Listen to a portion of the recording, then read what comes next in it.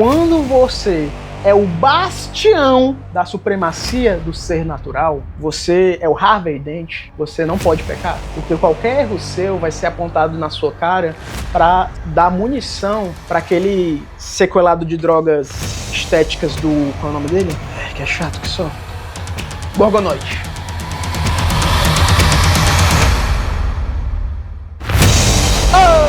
Olá, ser humano, eu sou o Ciro Belo. Há exatos 6 meses de ser graduado em Educação Física e 15 dias de ser pós-graduado em Prescrição Avançada de Treinamento e há 30 dias de levantar 300 quilos no levantamento terra com barra hexagonal, 3 e alguma coisa vezes o meu próprio peso. O que a gente vai fazer? A gente vai reagir a ele, o príncipe dos Saiyajins naturais. Ele que é lindo, que é belo, que é cheiroso, o soberano dos Enzos, de acordo com os bombados. Para quem não conhece o Jaime, ele é o atleta natural de uma federação gringa que é drug tested, ele é testado, ele passa por doping para saber se ele é natural, e como vocês podem ver, ele tem um físico impressionante. E aí, além dele ser um influencer que propaga a linda mensagem do seja natural, ele dá dicas de treino. Só que, ou você morre herói, ou vive o bastante pra ver você mesmo virar o Jorlan Vieira. Ei. O que você tá fazendo? Você tá maluco? Ai, meu Deus. Venha, gato. Venha ver o que se segue. Nem meu gato acreditou. Então vamos começar. Como deixar o seu ombro com um aspecto musculoso? Bem, para deixar o músculo com aspecto musculoso, você tem que ter músculos. Então você tem que promover um processo hipertrófico nessa região da musculatura do deltoide. Lembrando que ombro é a articulação, não o músculo. Focando na parte medial posterior. Focando na parte medial posterior. Quando a gente tem a nossa anatomia do deltoide, que é um triângulo, daí o nome deltoide. A gente tem a parte medial, a parte anterior, a parte posterior. Isso quando a gente vai ver num livro de anatomia. Só que, quando você vai na natureza, quando você vai examinar cadáveres, você vê que não é tão bonitinho assim. Na verdade, o deltoide nada mais é do que um monte de feixes. Quando você vai estudar anatomia, você não está vendo a função. Você só está vendo a disposição ali para você ter um referencial. O meio é no meio, o que é na frente é o anterior, o que é atrás é o posterior. Faz sentido? Então, se está mais perto, está entre o meio e o posterior, medial posterior. Ok, faz sentido. Como muitos bem sabem, a remada alta para mim é um excelente exercício para isso. A principal vantagem da remada é que ela conduz o movimento com uma ativação dinâmica muito efetiva. Ela conduz o movimento com ativação dinâmica muito efetiva. Bem, primeiro vamos entender o que é uma ativação. O seu músculo funciona numa estrutura muito simples. Você tem um conjunto de fibras e aí elas são tocadas por um neurônio motor. Então seu cérebro diz: "Ei, suas Kenga, bora trabalhar." E aí o neurônio, tal como um mensageiro, diz: "Ei", o cérebro diz: o cérebro falou que era pra vocês trabalhar. Atividade, bora. E aí essas fibras contraem. Então quando você fala de ativação, nada mais é do que a gente botou um sensor no músculo, e você quando começa a trabalhar o músculo, gera uma despolarização desse neurônio, e aí isso gera uma corrente elétrica que pode ser mensurada. A gente mede o quanto de corrente elétrica de despolarização está sendo gerado ali. A gente tem um valor de referência do potencial base e a gente compara o valor de referência com quanto foi gerado e a gente sabe o quanto por cento ativou. Então, ativar nada mais é do que passar eletricidade ali. Ok. O que isso tem a ver com isso aqui? Nada, porque assim, uma ativação dinâmica é só uma escolha de palavras bonitas para a pessoa parecer inteligente. Uma abdução de ombro não teria a mesma? O braço tá mexendo, ó. O húmero tá mexendo, esse ossinho aqui, ó. Na mesma ativação dinâmica, qual a diferença? Mas vamos continuar. Na remada alta unilateral, você puxa o braço numa linha que combina força e movimento. É o cotovelo que lidera e o deltoide traciona. Toda contração do corpo humano que gera movimento vai ter uma linha de força e uma linha de movimento. Cara, eu gosto muito do seu trabalho, porque você, no mundo onde só tem canalhas, traficantes, bandidos safados, metercaptos... É metercaptos que fala? Eu já não lembro agora. Faz muito tempo que eu não assisto Corrida Maluca. Um monte de bandido que estimula o uso de drogas, você representa uma resistência. Um homem fino, bilíngue, de família idônea, que nunca pôs um piercing em lugar nenhum. Só que aqui tu vacilou pesado, porque tu tá usando palavras elaboradas, sofisticadas, pra você parecer que é inteligente. Tu tá tentando construir uma narrativa pra dizer que esse exercício é melhor do que o outro, através de aumentar a complexidade do teu discurso. Só que quando a gente traduz a complexidade do que tu falou pro que de fato tá acontecendo, falou bosta nenhuma. Parece que você usou um gerador de lero-lero ou chat GPT. Pega mal. O cotovelo lidera. O cotovelo tem alguma terminação nervosa, tem alguma capacidade cognitiva de ativamente o cotovelo liderar? Como é que esse cotovelo... O seu cotovelo é super dotado, cara. O seu cotovelo é inteligente, é crânio. Porque o meu cotovelo é inanimado. Não fala comigo, não lidera. Ele tem um mindset muito limitado.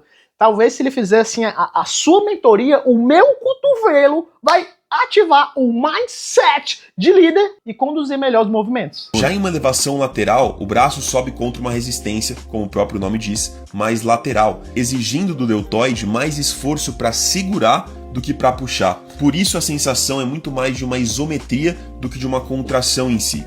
Numa elevação lateral, o movimento é na lateral. Agora, quando eu faço uma remada, o movimento também não é na lateral? Agora, vamos voltar a essa frase, que essa frase tá estranha. Exigindo do deltoide muito esforço para segurar do que para puxar. Movimento, movimento, movimento. Deltoide, ó, deltoide contraindo, deltoide contraindo, deltoide contraindo. Deltoide contraindo, deltoide contraindo. Ok. Só segura se eu pausar, cara. Só segura se eu pausar. Só tem isometria se eu gerar uma isometria. Agora, ó, mesma coisa, mesma coisa. Se eu pausar aqui na tua remada, eu também vou ter a mesma sensação de isometria. Porque só existem 3 tipos de contração. Eu tenho a contração isométrica, que é a contração em que as fibras musculares não têm alteração no seu comprimento. Eu tenho as contrações isotônicas, que tem alteração do comprimento da fibra. E eu tenho as isocinéticas, que a fibra se contrai numa velocidade angular constante que só dá para ser replicado numa máquina. O que eu acho muito sem sentido academicamente, porque só dá para fazer numa máquina a contração angular. E a contração é o quê? É isotônica. E a isotônica são qual? Ou é concêntrica, na qual, ó, bíceps, a fibra encurta, ou é excêntrica, bíceps, na qual a fibra alonga. Então, se eu tenho uma máquina que eu faço uma contração numa velocidade constante, mas a contração ou é concêntrica ou é excêntrica, excêntrica, concêntrica, isocinética é uma merda. Detour, desculpa. Mas volta aqui. Só vai ter isometria se eu fizer isometria, cara. E ainda assim, a sensação. Tudo no nosso corpo não existe de verdade. Toda sensação que a gente tem não existe de verdade. É literalmente vozes da nossa cabeça. Por quê? Tudo depende de como o nosso cérebro percebe a realidade. E isso vai do quanto do cérebro está dedicado àquela percepção específica. Por exemplo, um caso clássico é que a gente sente muito mais o quadríceps queimar do que um posterior de coxa. Entretanto, há estudos que você faz uma cadeira extensora para quadríceps até a falha e uma cadeira flexora até a falha. Você sente muito mais dor no quadríceps, mas você sente muito menos dor no posterior de coxa. Só que, quando eles foram medir o dano muscular, você é capaz de gerar muito mais dano no posterior do que no quadríceps. Isso se deve por quê? No nosso cérebro, a gente tem menos representação neural para a parte posterior do nosso corpo. Por quê? Porque a gente passa muito tempo sentado nela. Se a gente tivesse uma alta percepção, ia ser uma coisa que ia distrair a gente direto, porque a gente passa o dia todo sentado no...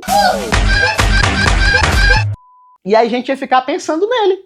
Como essa região pode ser uma característica evolutiva de como a gente passou muito tempo apoiado nessa região, gerava muita sinalização gritando ao lobo, ao lobo, ao lobo. E aí o nosso cérebro passou a ignorar. Pedrinho, quem tomou no bogas foi comido pelo lobo. Faz sentido? Então, quando você baseia a sua prescrição de treinamento na sua percepção individual, no que o seu cérebro percebe da realidade, não necessariamente o que você está percebendo condiz com a realidade. É só como o teu cérebro interpretou o que está acontecendo. A única desvantagem da remada é que, dependendo da variação que você estiver fazendo, pode acontecer uma rotação interna do ombro que pode ser desconfortável para algumas pessoas. Eu não estou com o braço 100% esticado porque vai bater aqui na cadeira. Mas vamos supor que eu estou fazendo uma abdução de ombro. com o braço esticado, ó, o meu polegar tá nessa posição. O meu braço tá lateralizado. Só que, quando eu fazendo essa remada, o meu braço ele está numa rotação interna. Em rotação, ó, rotação externa ou rotação lateral, rotação interna medial, porque aponta para o meio, ok? Quando eu faço a abdução de ombro, que é esse movimento de afastar o húmero do meu corpo, do meu tronco, em rotação interna, vai ocorrer uma compressão na articulação do meu ombro. Porque no ombro tem muita coisa ali. Tem nervo, tem tendão, tem ligamento, tem o que você puder imaginar, tem muita coisa ali. E aí esse movimento comprime. Algumas pessoas foram abençoadas geneticamente com acrômio tipo 1, que é um acrômio que dá um espaço melhor, mais confortável, não espreme tanto. Outras pessoas têm um acrômio tipo 2, tipo 3 e tem um quarto tipo que é mais raro. Quase não é documentado, mas existe. Que você tem protuberâncias, ganchinhos que vão se formando ali, que reduzem ainda mais esse espaço articular. E aí, quando você faz esse movimento nessa posição, abdução de ombro em rotação interna, esse ganchinho vai comprimir as estruturas que estão ali. Isso vai gerar um processo inflamatório chamado de síndrome do impacto do ombro, que gera muita dor. Acontece que um estudo brasileiro analisou não sei quantas escápulas de cadáveres brasileiros e percebeu que metade dos brasileiros tem um acrômio tipo 2 e tipo 3, que é o tipo lesivo. Então, fazer a remada alta, que obrigatoriamente quase sempre vai te botar em rotação interna, você vai fazer esse movimento aqui, tem 50% de chance de ser lesivo para você. É um cara e coroa. Inclusive, o próprio teste para saber se você tem tendência à síndrome do impacto é você fazer esse movimento aqui, enquanto o fisioterapeuta faz força. Esse é justamente o teste de Hawkins e Kennedy. Mas besteira, né? Pouco importante ter um padrão altamente lesivo para metade das pessoas que você vai trabalhar. Vamos passar mesmo assim? Super responsável da sua parte. Vamos continuar. Por esse motivo, eu adaptei essa variação aqui de remada alta unilateral na polia, onde eu fico em diagonal a ela. Quando eu trabalho com halter, o meu punho e o meu cotovelo estão na mesma altura. Só que, se você vai puxar uma coisa que vem de baixo, o teu braço está na mesma rotação interna. Você continua promovendo abdução de ombro em rotação interna, um padrão lesivo para metade dos brasileiros.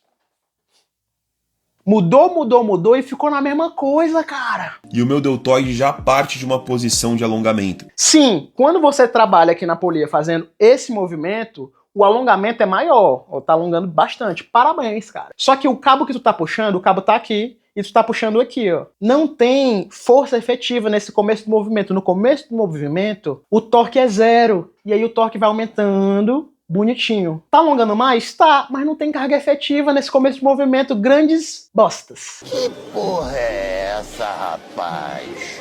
Eu penso em dar uma cotovelada em diagonal para cima e uso um apoio no pé para proporcionar maior estabilidade. Ter um apoio no pé interfere bolhufas alguma. O que você tem que fazer é que todo exercício que você for fazer, tu tem que encontrar uma base estável. Às vezes você tem que afastar os pés, às vezes você tem que tirar eles do mesmo plano. E você tem uma base estável que faça tipo uma triangulação em relação ao movimento que você está fazendo. Não tem pra que inventar. Inclusive, tu faz aqui 2 vezes. Uma vez com um pé, outra vez com o outro. E tipo, tem versão daí que faz mais atrapalhar do que ajudar a posição do pé. Tu só tá fazendo pela marmota, pelo hype, pra parecer diferente. E sabe quem trabalha pela marmota, pelo hype e pra ser diferente? Sem nenhum embasamento científico, sem nenhuma literatura por detrás? Sem o apoio. Ai, mas se construiu para botar o apoio, sim, claro, vai aumentar o campo de força. Jorlan Vieira, a Jean Grey brasileira, que consegue gerar campos de força quando treina dorsal. Aí você tá demonstrando a essência. Aqui a gente melhora não só o conforto para o húmero trabalhar em uma adução com uma leve flexão horizontal, mas também somamos esse plus de maior resistência nesse comprimento mais alongado muscular. Húmero, esse osso. Adução. Adução é o ato de aproximar do corpo. Adução, flexão. Flexão horizontal. Flexão horizontal. Flexionar é encurtar. Ok, flexionar é encurtar. Horizontal é aqui. Vertical é aqui. Horizontal. Pera, mas o húmero é um osso. E osso não flexiona. Osso não aduz. Articulações flexionam, estendem. Então a gente tá falando, quando tu fala húmero, tu quer falar o ombro, ou você quer falar o cotovelo, ou você quer falar o punho, ou você quer falar as falanges. São essas as opções de articulações que a gente tem aqui. Mas também somamos esse plus de maior resistência nesse comprimento mais alongado muscular. Quando aqui tá mais alongado com um cabo, não tem carga efetiva, o torque é zero. Conforme o movimento vai se fazendo, o torque vai aumentando. Só que, enquanto o ombro vai, vamos simplificar dizendo que ele vai de menos 30 a 120 graus. Ok. A polia ali, ó, quando você tá com o bracinho aqui, forma zero.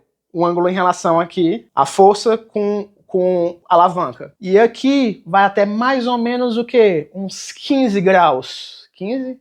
Então eu tenho um movimento que vai fazer uma curva e eu não vou fazer isso de cabeça. Eu vou jogar isso no Excel, mas já. O foco ainda fica na parte medial para posterior do ombro. Nesse vídeo aqui, em que eu exponho o traficante Jorlan Vieira, eu falo do treino dele de 100 repetições para deltoide. E o que é que a gente sabe? Todo movimento de ombro, articulação de ombro, tem algum grau de ativação de todos os 11 músculos que cruzam essa articulação, para dar uma estabilidade. Quando o deltoide trabalha numa abdução de ombro, eu vou ter um trabalho igual de todas as fibras do deltoide. Por quê? Porque tal como cabos de um guindaste, a articulação tem que ser estabilizada. E aí eu tenho uma combinação de binários de força para gerar uma resultante que faça esse movimento. Como eu mostro nessa figura aqui do livro Cinesiologia, Clínica e Anatomia de Linhas Lippard, 5ª edição. É um cabo de guerra que vai gerar uma resultante. Tudo trabalha. Ah, mas nesse ponto aqui vai ter uma vantagem, beleza. Quando você tem uma vantagem, a gente tem que usar a minha alegoria da geladeira. Se uma pessoa mais forte e uma pessoa mais fraca vão carregar uma geladeira por uma distância X, se ambas percorreram a mesma distância e falharam na mesma distância, eu posso dizer com 100% de certeza que o trabalho das duas foi igual. Ah, Ciro, mas o mais forte consegue pegar mais peso. É, o mais forte consegue pegar mais peso. Primeiro. E aí, no que ele começa a pegar mais peso primeiro, porque ele é o mais forte, ele cansa, porque ele não é uma máquina. Nós não somos tipo lifts. Nós não somos um prédio. Nós não somos uma estrutura rígida, imóvel, inanimada. Nós somos estruturas orgânicas dinâmicas que apresentamos movimento, apresentamos reação aos estímulos. E uma dessas reações é a fadiga. Conforme o mais forte faz mais força no começo, ele acumula mais cansaço. Conforme o mais forte acumula cansaço, ele trabalha menos. Conforme ele trabalha menos, o mais fraco vai ser demandado mais. E nisso fica um sistema que um cai, o outro aumenta. Se eles percorreram a mesma distância e falharam na mesma distância, eles tiveram o mesmo trabalho. Então a sinalização hipertrófica vai ser igual para todo o deltoide durante uma abdução lateral. Na verdade, durante uma elevação lateral. Bom, dessa vez eu não usei nada como referência, então se ninguém se pronunciar aí, eu vou apelidar essa remada de De La Madrid para fazer uma graça. Para fazer uma graça, você fez. Você virou um brincante. Tal como Laércio Laércio, Lalá. Lalá é minha caceta, rapaz, é coisa de maluco, louco. Tal como Jorlan, você entrou no seleto grupo de canalhas que inventaram uma remada ineficiente. Parabéns, cara! Não é porque você inventou uma coisa que essa coisa é boa. É novo? É, parabéns, você inventou uma nova maneira ruim de fazer um exercício básico. Bom, testa aí, depois me fala o que você achou, já deixa um like pra ajudar e compartilha também. Natural é o único caminho, tamo junto e até o próximo. Natural é o único caminho, porque o uso de esteroides triplica as suas chances de mortalidade para todas as causas. E aí, quando a gente trabalha com naturais, a gente não tem o privilégio de errar. Por isso que eu estou sendo tão duro com você. Você era o escolhido! Eu amava você! Porque as pessoas vão ouvir a sua mensagem, vão fazer os seus treinos, e aí talvez não vão ter o mesmo resultado que você teve. Porque você é 1 em 1 milhão. Você tem uma genética muito abençoada para o seu esporte. Quer ficar bonito de tanga. E parabéns, você fica. Meus cumprimentos ao chefe. Parabéns. Maravilhoso, um banquete incrível. Mas, para a outra parcela da humanidade que não teve a mesma sorte, eles vão tentar replicar os seus conselhos e não vão ter o mesmo resultado. Isso vai gerar uma frustração. Dessa frustração, eles queriam ter um shape bonito, eles queriam, porque a nossa sociedade é fútil e valoriza a estética ao invés da função. E aí eles vão o quê? Ceder à pressão da sociedade e vão usar esteroides anabolizantes. Então, por isso, quem levanta a bandeira do natural também tem que ser baseado em ciência, também tem que estudar, e estudar muito. E quanto mais você estuda, mais você vê que é o básico bem feito que funciona. Quanto mais marmotoso, maiores as chances de você estar sendo sensacionalista para poder agariar views. Eu admiro muito o seu trabalho, como eu falo logo no começo do vídeo. Você é uma resistência. Mas Nietzsche nos diz: aquele que combate monstros tem que tomar cuidado para não se tornar um deles. Ao olhar muito tempo pro abismo, o abismo olha de volta para você. E foi isso que você fez. Foi dito que você iria destruir o Sith, não se unir a eles! Nessa tentativa aqui sua inovadora, você virou igual a um Laércio da vida, você virou igual a um Jorlan. Duas pessoas que a gente tem que olhar da mesma maneira que Nietzsche diz que Ubermensch olhará para o homem, que é a maneira como o homem olha para o macaco, com graça e desprezo. Você citou exercícios alongados. Por que você citou eles? Você citou eles por causa desse estudo aqui, que diz que trabalhar na posição mais alongada promove mais hipertrofia do que trabalhar na mais encurtada. Beleza. Tu se baseou em ciência, baseou. Mas a tua interpretação, tudo além disso, foi errado. E eu vou demonstrar isso matematicamente.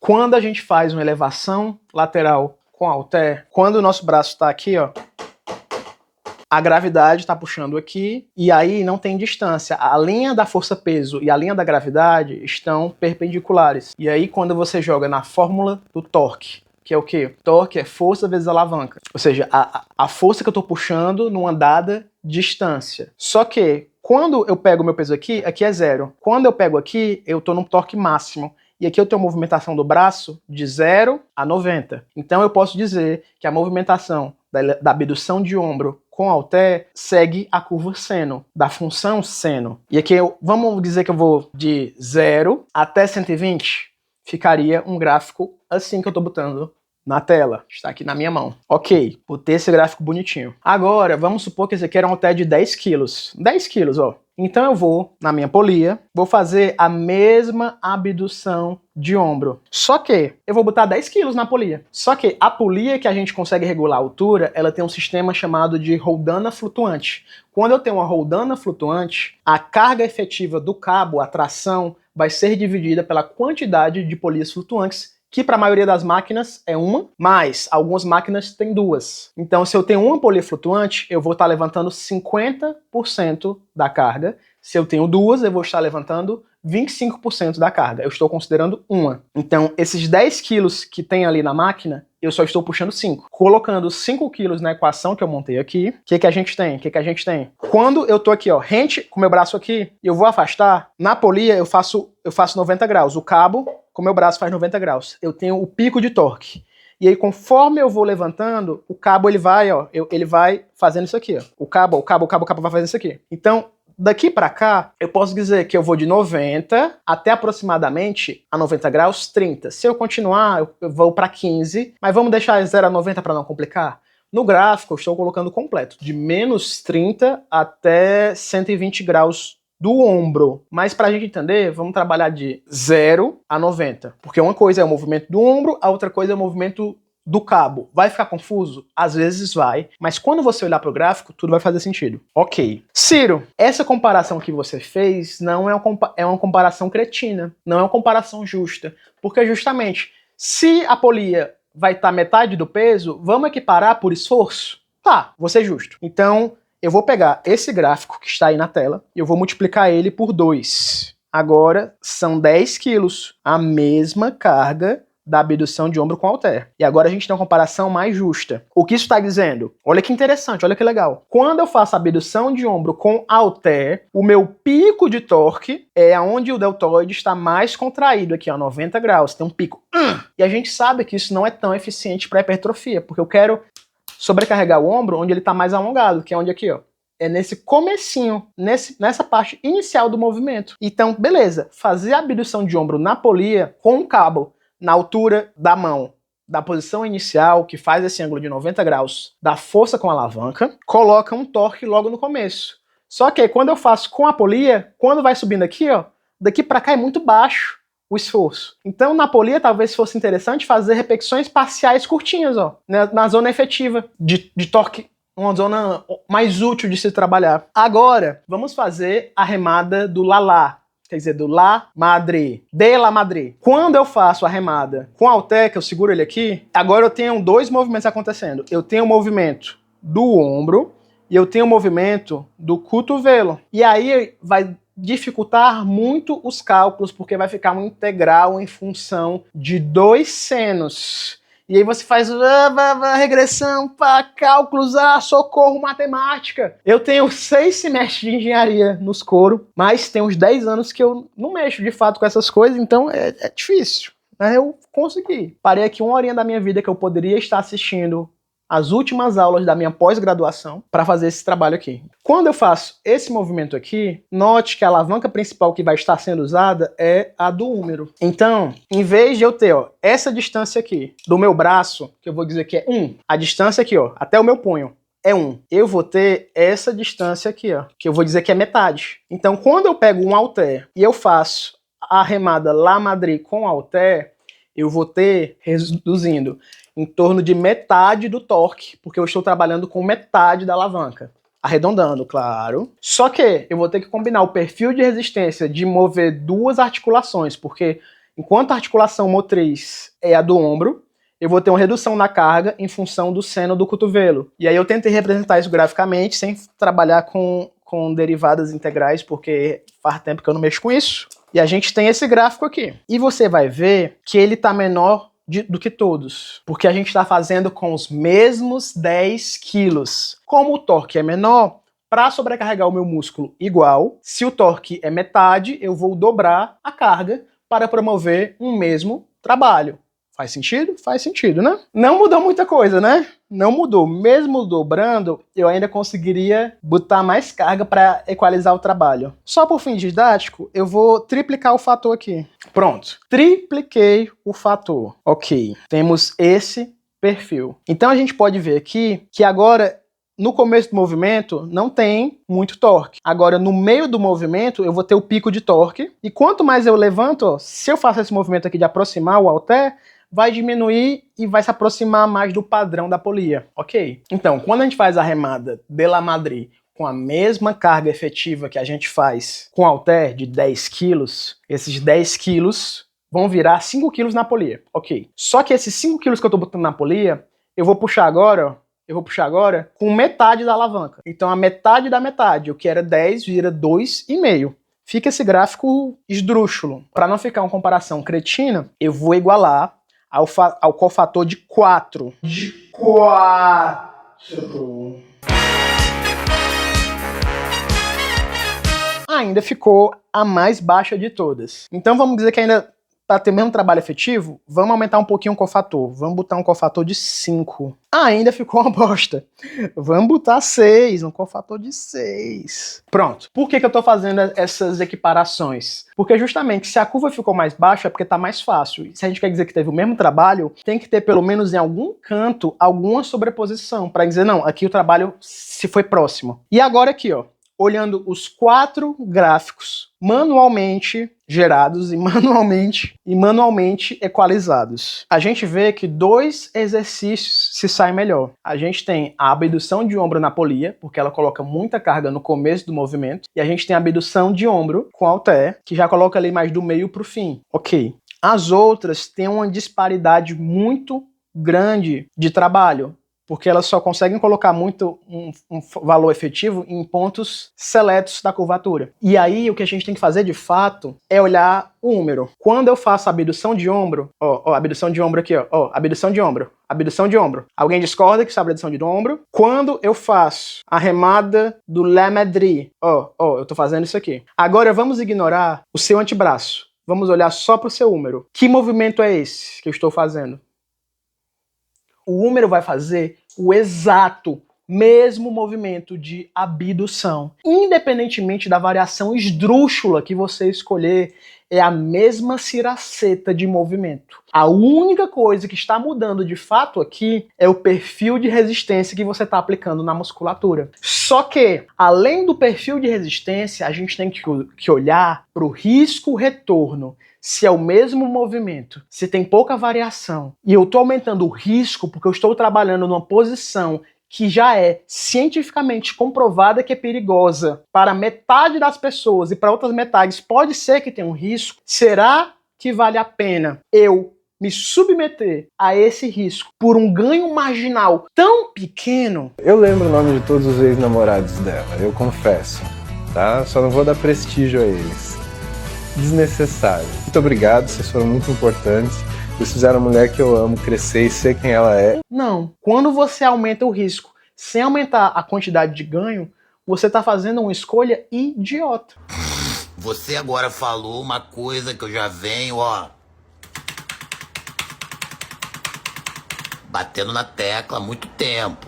Fazendo a abdução na polia, você pode colocar o seu braço numa leve rotação externa e ficar mais confortável, mais seguro. Mas quando você trabalha para fazer esse movimento de remada, obrigatoriamente o seu húmero vai fazer uma rotação interna, que é um movimento perigoso.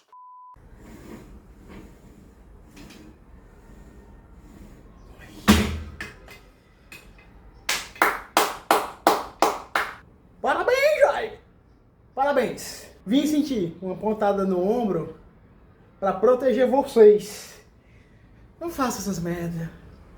Mais uma vez, novamente, eu admiro muito o trabalho do Jaime, mas aqui ele cometeu um vacilo que ele não pode. Quando você é o bastião da supremacia do ser natural, você é o Harvey Dent, você não pode pecar, porque qualquer erro seu vai ser apontado na sua cara para dar munição para aquele sequelado de drogas estéticas do... qual é o nome dele? Que é chato que só. Gorgonoide. Para aquele cidadão do Gorgonoide, qual o nome do amigo dele que te odeia? O Jason. Então, tu vai dar moral para esses dois cidadãos te criticarem. E aí, por que tu tá dando essa moral? Porque, infelizmente, você não tem nenhum background acadêmico para estar nessa linha de frente.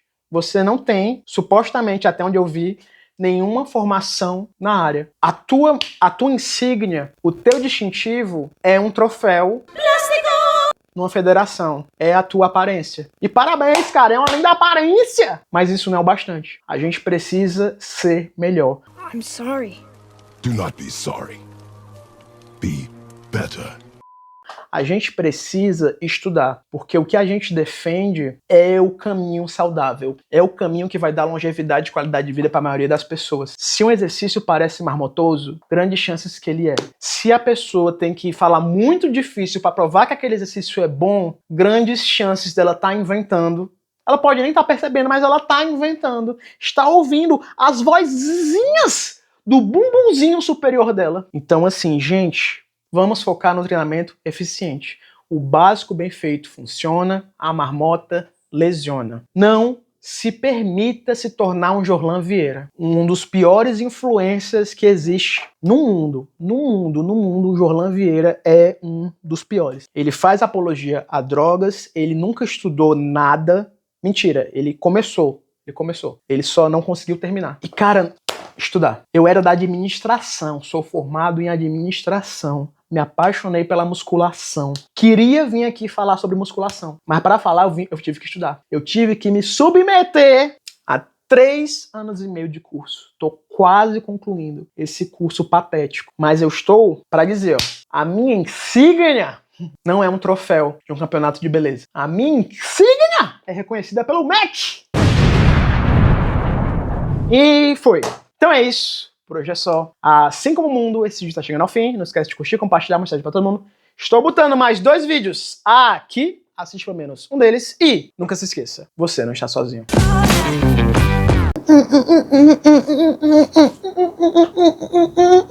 Carinho no bumbum do gato. Ele odeia carinho no bumbum.